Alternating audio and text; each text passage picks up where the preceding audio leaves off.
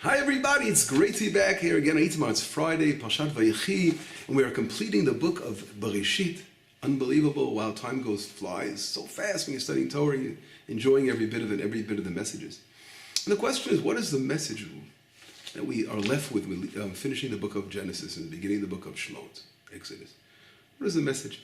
And quickly, if you look in last week's portion ends with a verse which is a little, for me personally, but I'm sure for all of us, it can be pretty painful. It says, Vayeshev Yisrael be'eretz Yisrael. Israel is dwelling in the land of Egypt, in the land of Goshen, Vayachzuba, and they're really digging in deeply in the land of Goshen, and they're multiplying the land of Goshen. What could be so upsetting about this verse?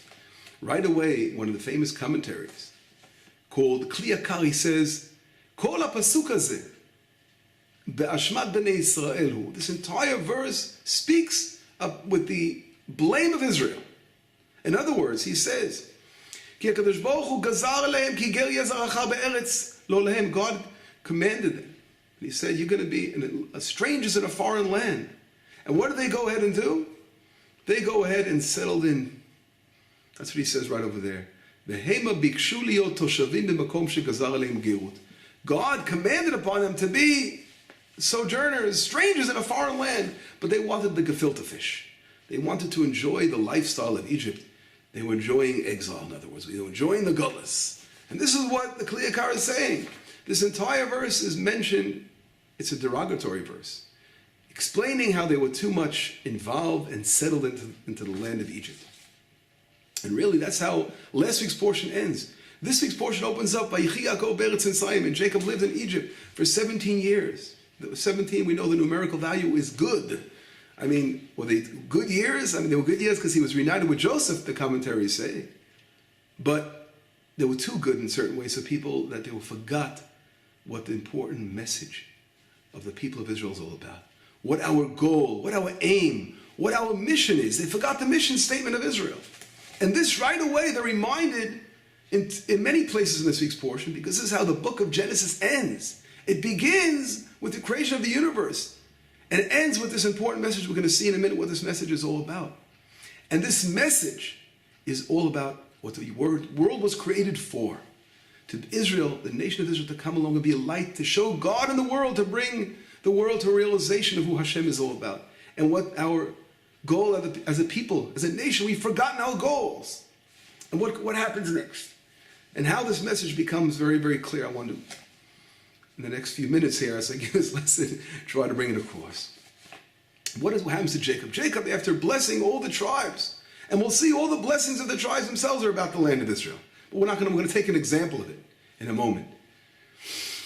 And what does Jacob say? He says to his children, he says, I want you to take me and bury me. Where? Bring me back to the land of my forefathers. I want to go to the tomb of the patriarchs, where your grandfather Abraham and your grandmother Sarah and great-grandmother Rebecca and Isaac, they're all buried there, and Leah. I want you to take me back there. That is our homeland, and I want to be buried there. I don't want to remain here in this foreign soil in Egypt. This message, Jacob, after blessing his children, is reminding them all and planting the seeds of the redemption, of returning back to the Father's home, the land of Israel, the land of the forefathers. This is the message that is so important that Yaakov, on his deathbed, makes it so clear to his family. But we cannot remain here. We got to get out of here. Get me out of here. And we see the same thing about Joseph. Joseph, at the end of the portion, Joseph comes along and says to his brothers, what does he say to them? And I'll read the verses at the end of the portion. He says, when God will remember you, when God remembers you, and you will be redeemed from the land of Egypt, I want you to take my bones out of here. Because we know when Joseph passes away, his bones are put in a casket, and they're not buried, because they're supposed to be a symbol of return. Joseph is, we spoke about last week, how he's the power of gathering, or whatever we spoke about it. Joseph has that ability to gather. And constant reminder to the people of Israel that this is foreign soil, we have to get out of here. Let's get out of this exile, let's go home. That's what it's all about. And these two great figures of our history, our forefathers, Jacob and Joseph are telling us, when they're in foreign soil, settled in there and building themselves mansions in Goshen, get out. Don't forget, you got to get us out of there. We do not want to remain in foreign soil. This is such a powerful message. It's all about understanding what our goal is as the people of Israel. To return to the land of Israel and to build the kingdom of Hashem, of God in the land. A beautiful, vibrant place of land of Israel flowing the way it's supposed to be, flowing with milk and honey, and a beautiful, beautiful place. If we look, again, I'll give one example of the blessings that are given to our forefathers. Well, forefathers meaning, of course, all the children, all the tribes, they're also our forefathers. So if we look, the blessing regarding Judah, taking it as an example over here, we have the blessing of the wine. And it says, Osri lagefen iro velasoreka b'ni atono, ki beis bayayin levusho b'dam hanevim suto. What does all that mean? It's very poetic language. Literally, it can mean different things. One possibility is Osri means to tie lagefen to the vine, the vineyard. The vine's iro. Iro could be one of pony. V'lasoreka b'ni atono, to the soreka is a fine branch of a fine vine. B'ni atono could be an aton, meaning an ass. That's literally translating. If we look in the Targum Onkelos, who explains the poetic meaning behind this verse, he says, Toroi b'chalmoi. It means the mountains of Judah are going to be full of vineyards. Yitufun na'avoi b'chamar. His na'avoi are wine presses. The wine press will be floating with wine. Yachverun bikatei ba'avur. He's saying that the valleys will become white with grain. And that he refines here when it says in the verse literally, it talks about the ben shinai mechalav, that his teeth will become whitened by milk. So he looks at that. This can also translate. It can also refer to the beautiful thing about the valleys full of the whiteness that the grains gives off when the grain. You see a beautiful wheat field, and flocks of sheep running around the valleys that makes it appear white. And this is someone who lives here in the land of Samaria and Shomron. I have the merit of living in Judea and Samaria for the last 32 years. You could see these blessings coming true, and that's really what Jacob is saying to Judah. And of course, all the other, I give an example, I said, of how the bounty of the land of Israel is going to be so beautiful in the future for your family. Reminding them that our place is Israel to be, and here we will be blessed in the land of Israel more than anything. This is what we have to be. And this is what Jacob is telling his children. Teaching, this is a lesson they must bear all the time with them. If we quickly think about another blessing in this week's portion, which was a little strange for Joseph. Joseph's bringing his two children, Ephraim and Manasseh, and he goes, Dad, I want you to bless my boys. And what happens? Right away, he crosses his hands. We say in Hebrew, Sikelet Yadav. It comes to the word meaning sechel. He wasn't an old man, didn't know what he's talking about. He knew exactly what he was doing, Jacob. And he said, Ephraim, although he's the younger son, younger than Manasseh, he's not the firstborn, but he is going to be Yigdal Mimon. He's going to be greater in a certain way. We have to understand, what does that mean, greater? Because Manasseh was the firstborn. And what does it mean he was going to be greater? If he was going to be greater, which we know he was, that was Joshua. What does it mean greater? Every son is equal as individuals. But his purpose is going to be a great, his mission is going to be a great mission. What does it mean a great mission? All missions, everyone is born in this world with a certain purpose, and everyone's purpose is great.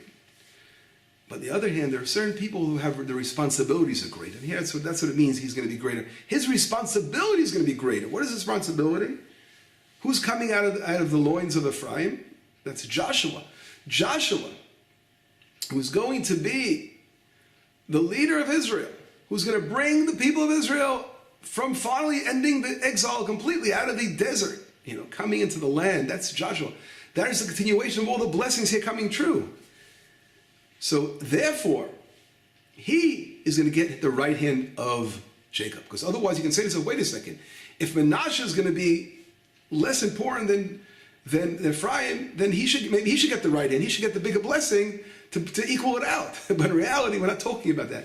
We're talking about the fact that when a person has more responsibility of what his job is going to be, he has more areas where he could fall. And he needs a strength because he's going to be leading. And he needs that special blessing. And that's why he's getting the right hand of bounty, reflecting that he's going to be the leader to the land of Israel. So right away, Jacob was saying, yes, it's going to be Ephraim. He's going to be, Joshua's coming out of him. He's going to the world. What does it mean? Zahoyim Melo Goyim. And his children will be Melo Goyim. Throughout the world. What does that mean? That's not a blessing, one of the commentaries say. What do you mean? His children be throughout the world? Is that a blessing? They're scattered like they were throughout the world. We know it's a curse for us. It's exile. So that's what Rashi explains. What does it mean? Their name is going to travel throughout the world. The greatness of Ephraim, the greatness of Joshua. The whole world is going to be talking about the people of Israel, the light of Israel when it's going to shine in the world. That is what Ephraim reflects. Because Ephraim is another nickname for Israel, as we see in Isaiah. It's saying Ephraim will no longer be jealous over Judah, and Judah will no longer be jealous over Ephraim. It's not talking about Ephraim, it's on all the tribes. He's leading those tribes. In other words, all of Israel, the power of Israel as a light will shine throughout the world. And this, you need strength and you need special blessing. Because all the difficulties when it comes into capturing the land. And if I add to what I just said before, the fact that we get settled in, we're in exile. Look what's happening today. Israel is becoming a world leader in Torah. In the past, it was always Europe, and look what happened with the Holocaust in Europe. And all the yeshivot that were there were destroyed, and those who got out were just barely was saved. And other centers of Torah study in the world, in America, there's many Jews living there and studying Torah there. But in reality, it's nothing compared to what's going on in Israel today. Israel has become already. You can't compare the world leader of Torah study today. And that's where it's supposed to be. But everyone looks at Israel and other things as well, and there's nothing wrong with that, because we are also world leaders in technology and high-tech and startup companies in the world. This is the blessing of Melo Goyim, of being out over the world. Yes, our tentacles are reaching over the world, the blessings of Israel. And here we saw what happened on Hanukkah. There are still those, the United Nations. And unfortunately, Obama's administration participated in, again, condemning Israel, but not vetoing that whole thing. And Kerry's speech against Judea and Samaria. All these things are a part of an age that's ending. And again, God willing, we pray that the new president coming in very soon, in the coming days, and for sure, the way he's speaking, and we know it's going to be better than it was. But reality, but beyond everything, Hashem is leading the picture here. And Israel is moving forward in the world. And when Israel moves forward, the world changes. And these are the changes that are causing presidents to change in the world. Because it doesn't start with Donald Trump or end with Obama, etc. Or begin with Obama and end with Trump. But in reality, these are all part of the divine picture. When the light of Israel has to shine throughout the world, it's going to stir up and change events in the world. And that's what's changing now, because Israel is changing. Israel is becoming a much greater center of Torah study. Israel's a world leader in so many areas, and is a real light, and it's going to change itself and get greater and greater as the time goes on, and the world will rise to much greater heights. And these are the blessings where Jacob, at the end of the Torah, we complete in the book of Genesis, all about creation. This is what creation is all about, to rectify the world, to have a world of a light of Hashem shining. But it all happens when Israel realizes its place and its mission, and will not settle with gefilte fish in Egypt, but will return to the land of Israel and build a life and fill its vineyards and mountains with grain and beautiful wine and everything you could think about. The bounty will shine and bless the entire land. And in the center of the land, Judea and Samaria, which is our heartland, from there it will shine out to the entire world. Shabbat Shalom, B'sorot Tovot, Yeshurot V'nechama.